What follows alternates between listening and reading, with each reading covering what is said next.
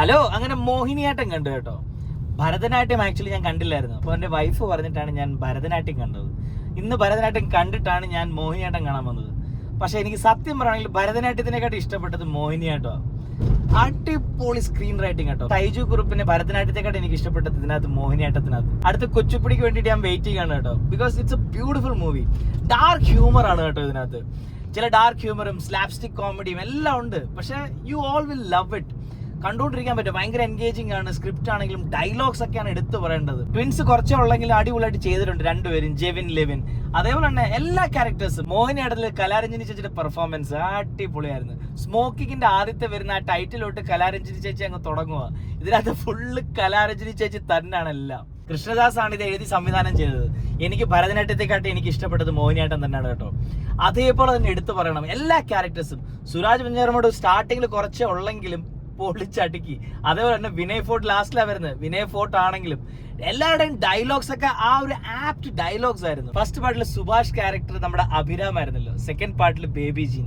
രണ്ടു പേരും ഇതിനകത്തും ഒരു നല്ലൊരു കൊലാബായിട്ട് ചെയ്യുന്നുണ്ട് കേട്ടോ. ബേബി ജീൻ അടിപൊളി പെർഫോമൻസ് ആയിരുന്നു. ഞാൻ പ്രതീക്ഷയിൽ ഇത്രയൊക്കെ ചെയ്യാൻ പറ്റുമെന്നൊക്കെ. അതേപോലെ തന്നെ എടുത്തു പറയണം മ്യൂസിക്. സോങ്സ് ഒന്നും വലുതായിട്ട് കിട്ടില്ലെന്നും പറയാനില്ല. പക്ഷെ ബാക്ക്ഗ്രൗണ്ട് സ്കോർ നമ്മളെ നല്ല രീതിയിൽ എന്റർടൈൻ ചെയ്യും. ബിക്കോസ് ഇങ്ങനെയുള്ള സ്ലാപ്സ്റ്റിക് കോമഡി, ഡാർക്ക് ഹ്യൂമർ ഒക്കെ വരുമ്പോഴത്തേക്ക് മ്യൂസിക് വലിയൊരു ഘടകമാണ്. അത് ഈ പടത്തിനകത്ത് നല്ല രീതിയിൽ സപ്പോർട്ട് ചെയ്തുകൊണ്ട് മാത്രമാണ് നമുക്ക് അത്രയും എന്റർടൈനിങ് ആയിരുന്നു. It was very engaging.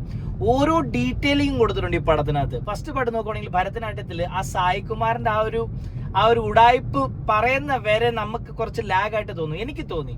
പക്ഷെ അതിനുശേഷം പടം എൻഗേജിങ് ആയിരുന്നു. പക്ഷെ ഇതില് ഫസ്റ്റ് സ്റ്റെപ്പ് തൊട്ട് അങ്ങ് എൻഗേജിങ് ആണ്. Beautiful written man, beautiful written. The way the movie has shaped, it's amazing. തിയേറ്ററിൽ തന്നെ പോയി കാണുക. ഇങ്ങനെയുള്ള നല്ല ഇന്റലിജന്റ് ആൻഡ് ക്രിയേറ്റീവ് മൂവീസ് പോയി കാണുക. അതിനെ പോയി സപ്പോർട്ട് ചെയ്യുക. അല്ലാതെ ഈ ആട് 3 കീട് 3 ഒക്കെ പോയി കണ്ട് സമയം വേസ്റ്റ് ചെയ്യാതെ. ടെക്നിക്കൽ ആസ്പെക്ട് നോക്കുവാണെങ്കിൽ സിനിമാറ്റോഗ്രാഫി വാസ് അമേസിങ്. അതേപോലെ തന്നെയാണ് എഡിറ്റിംഗ്. ഈ പടത്തിനകത്ത് എഡിറ്റിംഗ് വലിയ മുഖ്യ ഒരു പങ്കുണ്ട് കേട്ടോ. സാധാരണ നമ്മൾ നോക്കുവാണെങ്കിൽ ഫസ്റ്റ് പാർട്ട് ഏകദേശം നല്ലതായിരിക്കുമെങ്കിൽ സെക്കൻഡ് പാർട്ട് കുളമായിരിക്കും. അല്ലെങ്കിൽ തേർഡ് പാർട്ട് നമ്മുടെ ആട് 3 കണ്ടില്ലേ. പക്ഷെ ഇവിടെ ഭരതനാട്യത്തെക്കാട്ടി എനിക്ക് സൂപ്പർ ആയിട്ട് തോന്നിയ സെക്കൻഡ് പാർട്ടായ മോഹിനിയാട്ടമാണ് കേട്ടോ. പിന്നെ എനിക്ക് ഈ പടത്തിനകത്ത് ഒരേ ഒരു ക്ലാരിറ്റി കിട്ടാനുള്ളത് ആ ഒരു 30 ലക്ഷം രൂപയാണ്. 30 ലക്ഷം രൂപ സായികുമാർ പണ്ടത്തെ കാലത്ത് ഇൻവെസ്റ്റ്മെന്റ് ആയിട്ടോ ഏതാണ്ടായിട്ട് കൊടുക്കുന്നതായിട്ട് പറയുന്നുണ്ട്. പക്ഷെ ഇത്രയും എല്ലാം പ്ലാൻ ചെയ്ത സായികുമാറിന്റെ 30 ലക്ഷം രൂപ ഇവര് 3 പേരും, അതായത് ഞാൻ കൂടുതൽ സ്പോയിലർ പറയുന്നില്ല, അതെനിക്ക് അങ്ങോട്ട് പിടിയിട്ടിട്ടില്ല. അഥവാ ഡയറക്ടർ ഇത് കാണുവാണെങ്കിൽ അതിന്റെ ഒരു ഉത്തരം ഒന്ന് പറയുക. ജഗദീഷ് ചേട്ടന് ചെറിയ റോളേ ഉള്ളെങ്കിലും അടിപൊളിയായിരുന്നു.